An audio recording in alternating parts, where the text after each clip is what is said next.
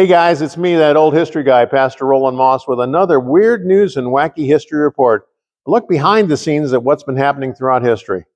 Today we're going to look at the real Wild West.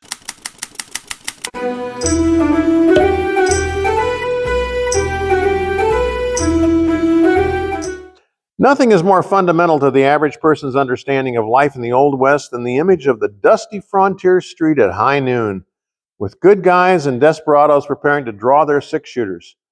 But nothing is more overinflated than those stories. In 1878, the single most violent year in the history of Dodge City, Kansas, only 5 people died due to gun violence.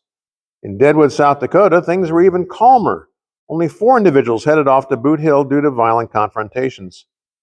And in Tombstone, Arizona, home of the famed OK Corral gunfight in 1881, only 3 perished in shootouts, 3 in a single confrontation. Feared gunman Wild Bill Hickok only ever shot 6 or 7 men, one another police officer. Oops. So what happened to give the West its violent reputation? The news reporter's guideline of if it bleeds, it leads was just as true in the early days of Western literature as it is today. Early pulp fiction writers like Ned Buntline and Charles King, and later practitioners like Owen Wister, Zane Grey, and Louis L'Amour built the West's bad reputation, one mass market book after another, ever since Wyatt Earp and Bat Masterson still walked the dusty streets. And in other news, in the 1870s, rich society folks back east, bored with their tame and tepid lifestyle, booked train passage to get in on the excitement of the Wild West. What they found instead were primitive but hard-working towns intent on getting on with life. So, Palisade, Nevada decided to create the Old West for the tourists. A water stop for the Central Pacific Railroad, it was a sedate and well-behaved mining town. But with ever more tourists arriving, Palisade folks decided to put on a show for their guests.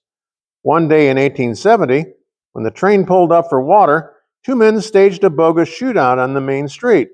When the one man gunned down the other, townsfolk overpowered the shooter and dragged him off to jail.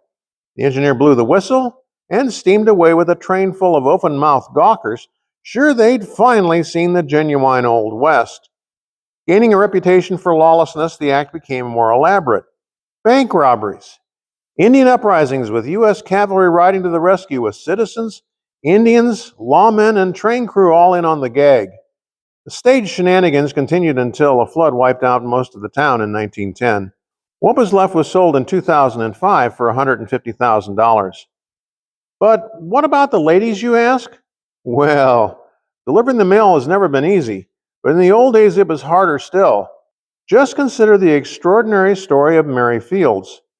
Born into slavery in West Virginia in the early 1830s, she went to work on the steamboats following her emancipation, then headed out west to Cascade, Montana. At 6 foot tall, Mary was one tough customer. She had a short fuse, smoked, drank in saloons, dressed like a man, and carried several guns. The Native Americans called her White Crow because she acted like a white woman but had a black skin. But Mary really hit her stride when the U.S. Post Office hired her as the Star Route carrier in 1895. These carriers used stagecoaches to deliver mail to the remotest of regions. When the snow got too deep for the horses, she'd simply strap on snowshoes and carry the mail bags on her shoulders. Utterly fearless, she soon earned the nickname Stagecoach Mary. She'd spend 8 years as a Star Route mail carrier, finally retiring in 1903 at age 71. So how'd she get the job of a stagecoach mail lady? She beat on all other male applicants at how fast she could get a 6-horse team harnessed and hitched up. One tough character indeed. And finally, a bit east of west comes this story. You recognize the setting: an apothecary, the bank, sheriff's office, the Lonesome Dove Mining Company, the photographer's studio adjoining the Wells Fargo office. Prospectors, cowboys, and townfolks belly up to the bar, or else huddle around the pot-bellied wood stove in the general store. Founded back in '70 by John J.T. Truder, the hamlet of Laredo unexpectedly sprang from the rich, damp soil of England. Yep, that's right. Laredo is a short 35-minute train trip from London for the members of the Laredo Western Club. Composed of 24 ramshackle buildings, Laredo is a club devoted to escaping the pressures of modern life. Open every other weekend, members have an hour to get into period costume upon arrival, and many maintain apartments behind the false-fronted businesses of Main Street. The fortunate few invited guests stay in the Wild West Hotel or else rough it in the prospectors' tents. Some nights they pack up to 50 folks into the saloon, push the tables aside, and dance the night away. Founder J.T. Truder fell in love with the Old West from watching Saturday matinees in the local theater and built the town as a living tribute to a bygone era. The Wild West, it just isn't in America anymore. And that's about all the time we have for this episode of Weird News and Wacky History. This is Pastor Roland Moss, the old history guy, hoping that all of your history may be just a little bit weird.